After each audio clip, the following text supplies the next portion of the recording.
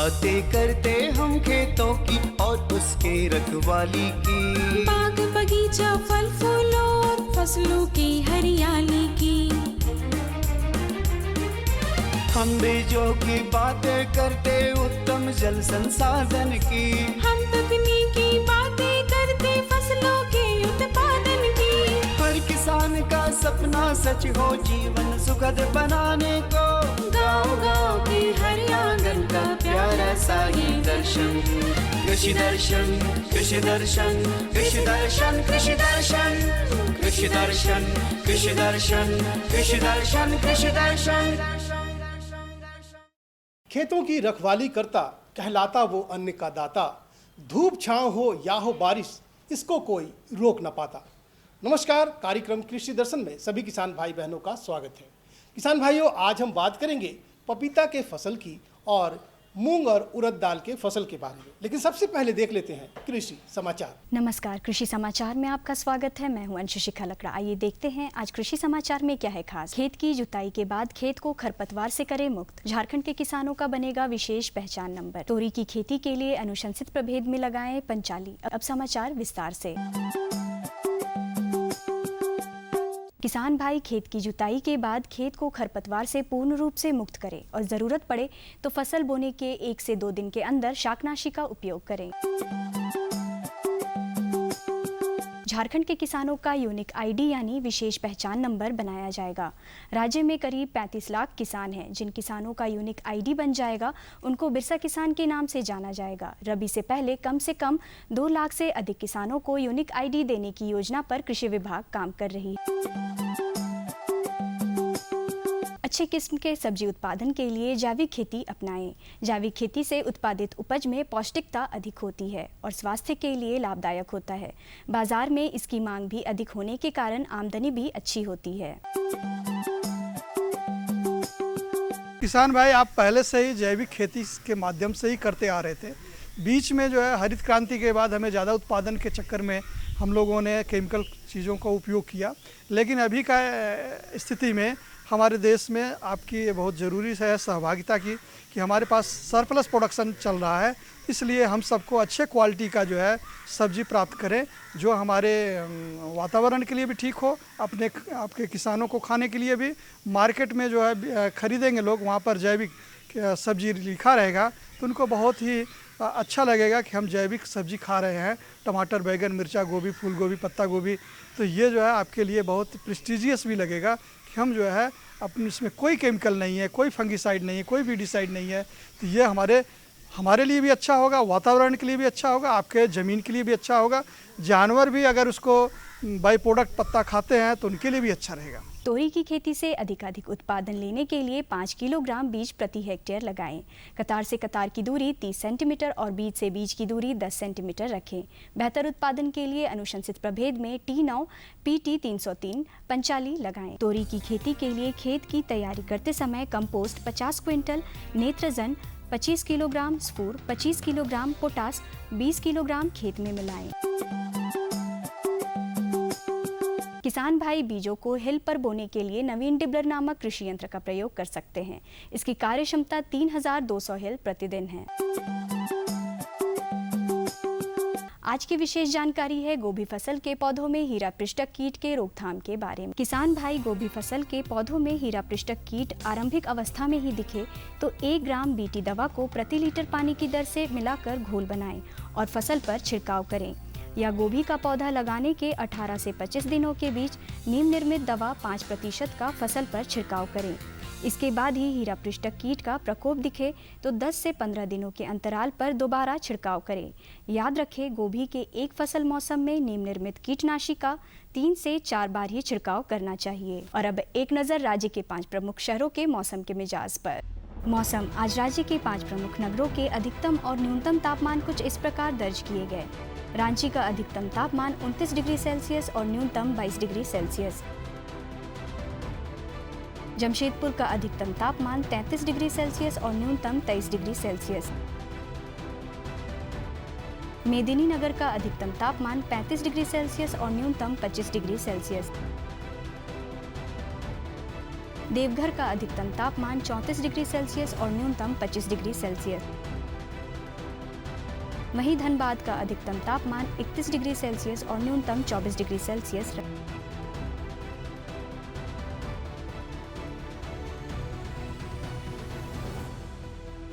कृषि समाचार में आज इतना ही। अगले दिन अगले अंक में फिर मुलाकात होगी कुछ ताज़ा तरीन खबरों के साथ। तब तक के लिए दीजिए इजाज़त। नमस्कार, जोहार।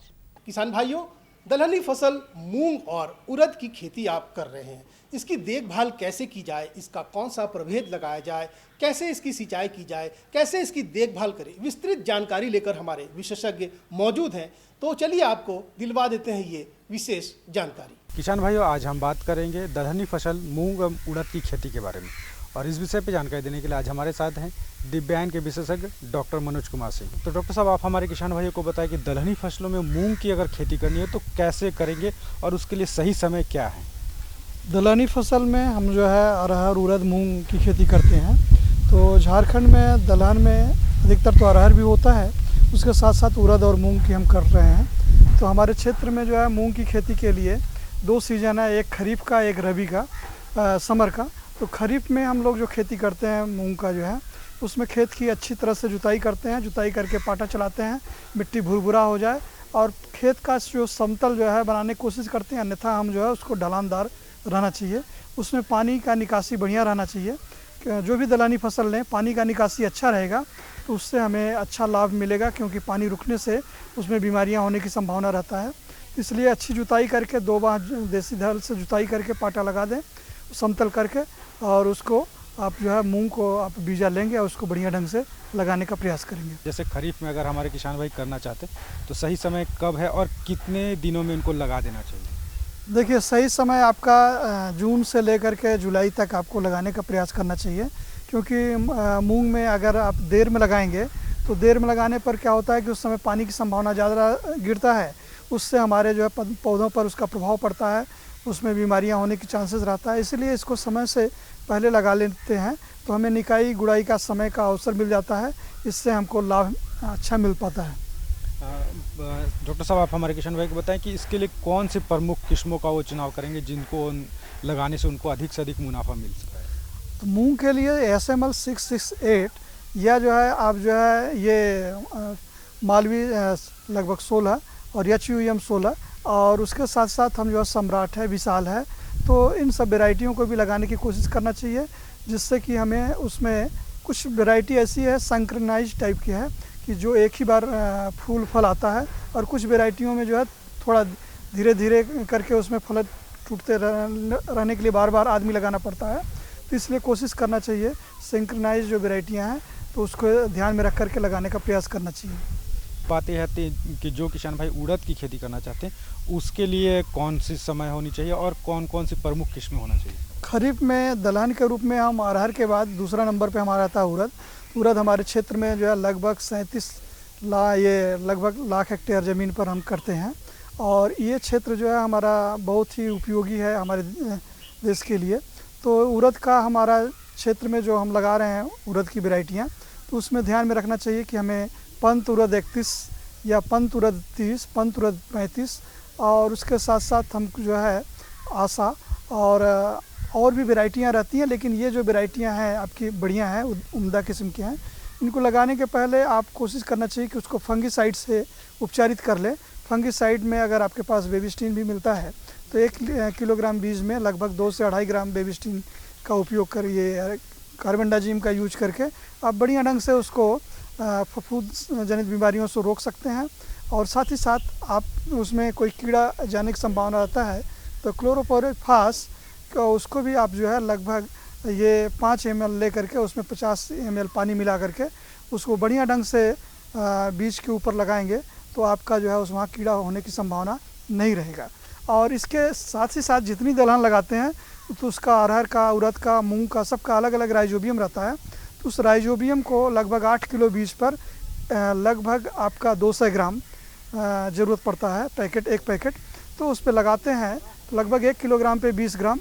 तो इससे क्या होता है कि राइजोबियम जब लगाएंगे तो वायुमंडल का जो नाइट्रोजन है उसको ले करके ज़मीन में देगा, तो हमारी ज़मीन में वे बैक्टीरिया एक्टिव हो जाएगा, जिससे हमें 30 से 35 किलोग्राम नाइट्रोजन हवा से अतिरिक्त पौधा ले पाएगा। इसके साथ साथ हमको PSB लगाना चाहिए।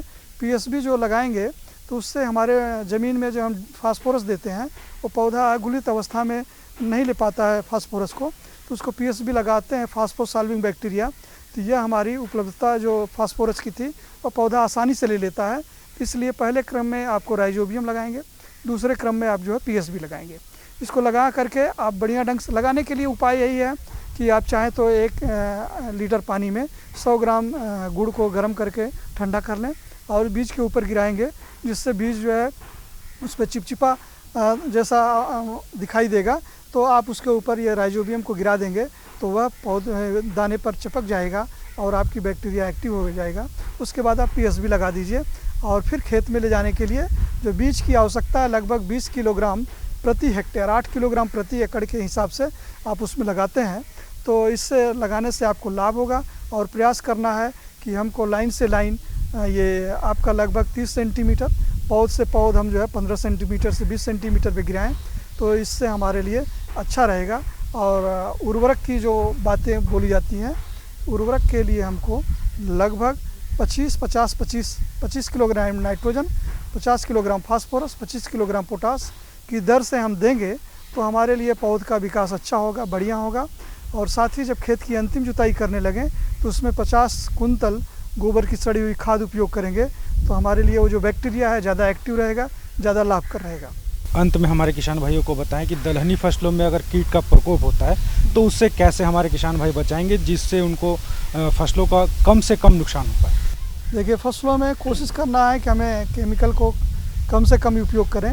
उसके लिए ऑप्शन के रूप में आजकल जो है जैविक माध्यम से नीम है, करंज है, उसका जो है प्रोसेस किया हुआ ये ऑयल आता है, उसको ले सकते हैं। दूसरा, आप 10 पर्णी बना सकते हैं। 10 तरह का पत्ता जो जानवर नहीं खाते हैं, जैसे थेथर है, अकवन है, धतूरा है, इन सब को ले करके 10 हिस्सा 10 पार्ट जो है इसको ले करके काट लीजिए। काटने के बाद 1 हिस्सा ये रहेगा और 4 हिस्सा जानवर का मूत्र रहेगा। उसमें जो है 10 दिन तक सड़ाएंगे। छान करके इसको फिर हम जो है 1 भाग 10 भाग पानी में मिला करके छिड़काव करेंगे तो हमारे क्षेत्र में कीड़ों की प्रॉब्लम नहीं रहेगा। और दूसरी, जब कीड़े कुछ आ भी जाते हैं तो उसके लिए जो केमिकल आप देना ही चाहते हैं तो वहाँ ये इमिडाक्लोरोपिड या इमिडाक्लोरोफास को भी यूज़ कर सकते हैं, जिससे आपके क्षेत्र में जो कीड़े लगे हैं, बिहारी हेयर कैटरपिलर, वो रोका जा सके जो है। डॉक्टर साहब, आप हमारे इस कार्यक्रम में और इतनी जानकारी दी, इसके लिए आपका बहुत बहुत धन्यवाद। धन्यवाद।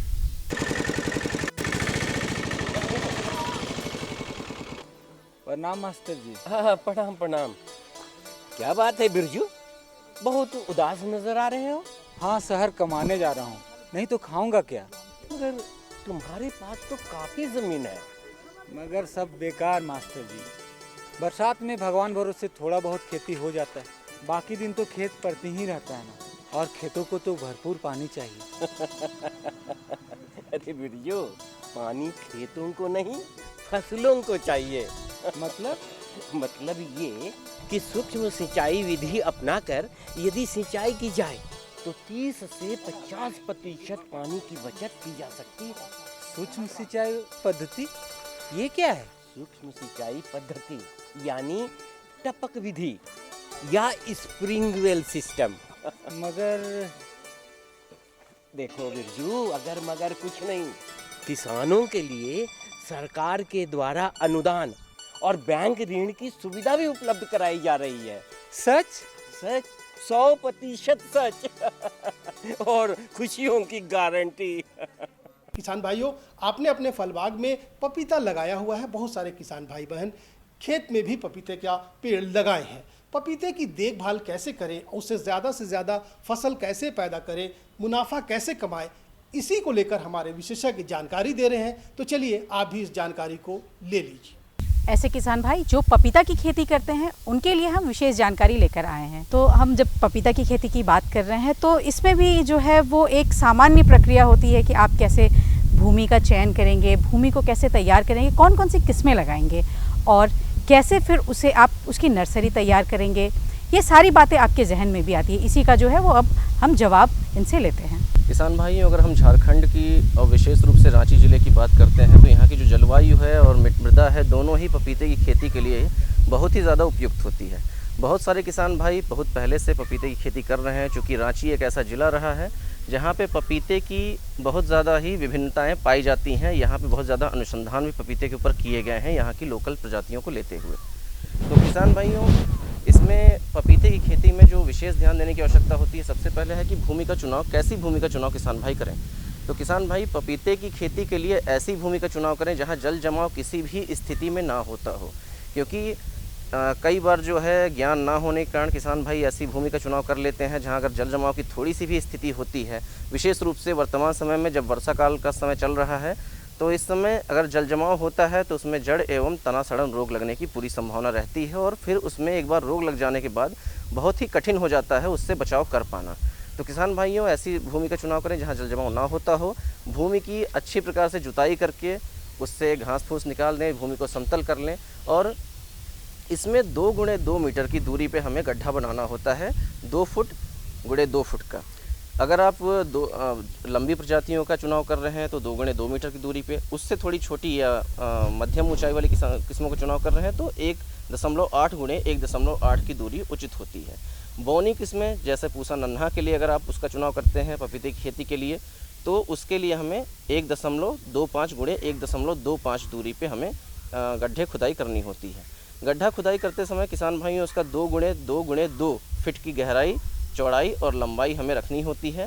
और इसमें किसान भाइयों जब हम गड्ढा खोद लेते हैं तो उसकी जो मिट्टी निकालते हैं उसमें प्रति गड्ढा यानी प्रति पौधे के लिए हमें 10 किलोग्राम कम से कम अच्छी प्रकार से सड़ी हुई गोबर की खाद का प्रयोग करना चाहिए। किसान भाइयों, जब गोबर की खाद का चुनाव हम कर रहे हैं तो ये अवश्य ध्यान दें कि उसमें जो पूरी तरह से वो गोबर की खाद सड़ी हुई होनी चाहिए, क्योंकि जब हम कच्चा गोबर इस्तेमाल कर लेते हैं तो दीमक की समस्या बहुत ही ज़्यादा बढ़ जाती है। झारखंड राज्य में विशेष रूप से रांची ज़िले में दीमक की समस्या मृदा में वैसे ही बहुत ज़्यादा व्याप्त होती है, तो इसलिए किसी भी हालत में कच्चे गोबर का प्रयोग ना करें। इसके अलावा प्रति गड्ढा 1 किलोग्राम सड़ी हुई नीम की खली या यदि यह उपलब्ध नहीं है तो करंज की खली का प्रयोग अवश्य करें। ये कीटाणु के और जो वायरस जनित रोग होते हैं इनके नियंत्रण में भी महत्वपूर्ण भूमिका निभाता है। अब जब हम रुपाई के चरण में पहुंच जाते हैं, उसके बाद हमारे किसान भाई किन किन बातों का ध्यान रख सकते हैं, हमारे किसान भाइयों को इसकी भी जानकारी दे दें। किसान भाइयों, उसमें पपीते की खेती में सबसे पहले तो हम नर्सरी तैयार करते हैं इसकी, यानी पौध हम संरक्षित वातावरण में या अलग से इसको तैयार कर लेते हैं और उसके बाद हम इसकी रुपाई करते हैं। किसान भाइयों, जब हम पपीते की पौध तैयार करने के क्रम में सबसे पहले तो महत्वपूर्ण बात ये होती है कि जब भी तैयार करें तो उसे पॉली बैग यानी कि जो नर्सरी ट्यूब आती है 4 गुणे 6 इंच की, वो उपयुक्त होती है इसकी नर्सरी तैयार करने के लिए। इसमें गोबर की खाद और मिट्टी को बराबर मात्रा में मिला के और इसमें भर देते हैं और इसमें एक एक बीज को डाल देते हैं। थोड़ा सा ये ध्यान देना होता है इसमें, चूँकि इसमें पपीते की खेती में 2 प्रकार की प्रजातियों का चुनाव किया जाता है, गाइनोडायोसियस और एक डायोसियस। गाइनोडायोसियस जो प्रजातियाँ होती हैं जैसे पूसा मेजेस्टी, पूसा डिलीशियस, कुरघनी ड्यू, अगर इनका चुनाव करते हैं तो इसमें सारे पौधे, इसमें या तो जो स्त्री जो फीमेल पौधे आते हैं या हर्माफ्रोडाइट यानी उभयलिंगी पौधे प्राप्त होते हैं। तो इस प्रकार से हम देखते हैं कि इसमें सारे पौधों पे फलन होता है। दूसरी प्रकार की जो प्रजातियां होती हैं डायोसियस प्रकार की, उसमें कुछ पौधे मेल होते हैं यानी उसमें केवल नर फूल निकलते हैं और कुछ पौधों में मादा फूल निकलते हैं या उसमें उभयलिंगी पौधे निकलते हैं। तो किसान भाइयों, इस तरह की हमको इसमें प्रजातियों का चुनाव करना होता है और जब हम इसकी नर्सरी तैयार कर रहे हैं तो बीज लगाने के लगभग 1 महीने बाद हमारा पौधा रोपाई योग्य हो जाता है। इसमें थोड़ा सा ये बात की ध्यान देने की आवश्यकता होती है कि ये निरीक्षण करते रहें कि कहीं पदगलन रोग या अर्धगलन रोग तो नहीं लग रहा है। अगर ऐसा होता है तो इसके लिए जब भी हम बीज लगा रहे हैं तो बीज को पहले ट्राइकोडर्मा से उपचारित अवश्य कर लें। और अगर नर्सरी बीज लगाने के बाद जब पौधे छोटे छोटे रहते हैं उस समय अगर ऐसा दिखाई देता है तो इसके लिए जो ट्राइकोडर्मा है इसका हम ऊपर से भी स्प्रे कर सकते हैं। किसान भाइयों, इसकी रोपाई के लिए जैसा हमने बताया कि हमें 1.8 गुणे 1.8 या 1.25 गुणे 1.25 लंबाई और प्रजाति के अनुसार इसमें गड्ढे हम जो लगा लेते हैं उसके बीच में हम पौधे लगा के और इसमें मिट्टी चढ़ा देते हैं। थोड़ा सा मिट्टी को ये जो गड्ढे भरते हैं तो थोड़ा सा ऊंचा भरें ताकि जल जमाव से पौधा बचा रहे, क्योंकि शुरुआत में पौधा कोमल होता है। ये ध्यान ज़रूर रखें कि शुरुआती अवस्था में कहीं से भी घास फूस पौधे के आसपास या खेत में घास फूस ना उगने पाए, समय समय पर उसकी निराई गुड़ाई करते रहें। इसमें एक बात आती है थोड़ा सा उर्वरक प्रबंधन की। किसान भाइयों, उर्वरक प्रबंधन में जो 10 किलोग्राम सड़ी हुई गोबर की खाद का आपने प्रयोग किया है शुरुआती जो पौधा लगाने का समय है उस समय में। इसके अलावा 200 से 250 ग्राम नाइट्रोजन, 200 से 250 ग्राम फास्फोरस और इतनी ही मात्रा पोटेशियम की आवश्यकता होती है। तो इसे उपलब्ध जो रासायनिक खाद होती है उसके माध्यम से हम इसका प्रयोग कर सकते हैं, जैसे यूरिया, DAP या म्यूरेट ऑफ पोटाश के माध्यम से। और जो पूरी मात्रा हमने बताई उसको 3 भागों में कम से कम बांट दें और पौधे लगाने के 2 महीने के बाद और 2 से 2.5 महीने के अंतराल पे 3 बार में दें। तो इससे किसान भाइयों अच्छा पौधों का भी विकास होगा और इसमें चूँकि जो हमारी जो फलन होता है वो ज़्यादा होता है, उसलिए उसका भी अच्छा विकास होगा। इसमें थोड़ा सा एक बात ध्यान देने की आवश्यकता होती है कि बोरान और जिंक, इन 2 जो माइक्रो न्यूट्रिएंट है या सूक्ष्म पोषक तत्व है, इनकी कमी अक्सर देखी जाती है। तो बोरान की कमी दूर करने के लिए 1 ग्राम प्रति लीटर की दर से हमें बोरेक्स का प्रयोग करना चाहिए और जिंक सल्फेट 5 ग्राम प्रति लीटर की दर से इसका हमको छिड़काव करना चाहिए। किसान भाइयों, पौधा लगाने के 4 महीने बाद और 8 महीने बाद 2 बार इनका हम छिड़काव यदि कर देते हैं तो पौधों में इन सूक्ष्म पोषक तत्वों की कमी से पौधे का बचाव हो जाता है और फल भी अच्छे हमारे तैयार होते हैं, उनका वज़न भी अच्छा रहता है और गुणवत्ता भी अच्छी रहती है। किसान भाइयों, इसमें थोड़ा सा ये ज़रूर ध्यान दें कि पपीते की खेती में वायरस जनित बीमारी जिसमें पर्णकुंचन रोग होता है, इसमें पत्तियां ऊपर की ओर सिकुड़ जाती हैं और छोटी हो जाती हैं, ये लगने की संभावना बहुत ज़्यादा होती है। इसके अलावा जल जमाव वाली स्थिति में यदि वर्षा बहुत ज़्यादा हो रही है तो जल निकास का उचित प्रबंधन अवश्य करें। अगर जैसा हमने बताया कि इसमें पदगलन यानी कि जो तना गलन एवं जड़ गलन रोग बहुत ही ज़्यादा लगता है, तो कभी भी वर्षा अधिक हो रही उस समय मिट्टी ना चढ़ाएं और जल निकास का पूरा प्रबंध करें।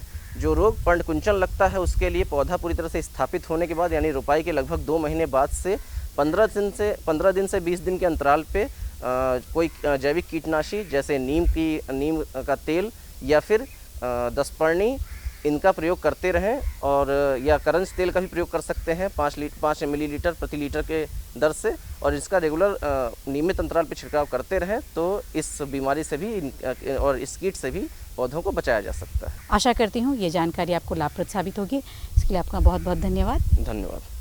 किसान भाइयों, जानकारी हमें उम्मीद है कि अच्छी लगी होगी, लेकिन आपको थोड़ा सा इस पर अमल करना पड़ेगा, तभी जाकर आपको मुनाफा दिखाई पड़ेगा। फिलहाल आज के लिए इतना ही, मुझे दीजिए इजाज़त, लेकिन जाने से पहले हमारा पता ज़रूर लिख डालिए। हमारा पता है कार्यक्रम कृषि दर्शन कृषि प्रकोष्ठ द्वारा, केंद्र निदेशक दूरदर्शन केंद्र, रातू रोड, रांची, पिन संख्या 834001।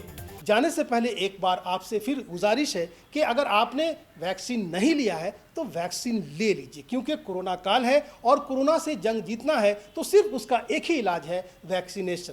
तो वैक्सीन लेना ज़रूरी है, तभी हम और आप और हमारा देश पूरी तरह से स्वस्थ और सुरक्षित रहेगा। फिलहाल दीजिए इजाज़त, नमस्कार।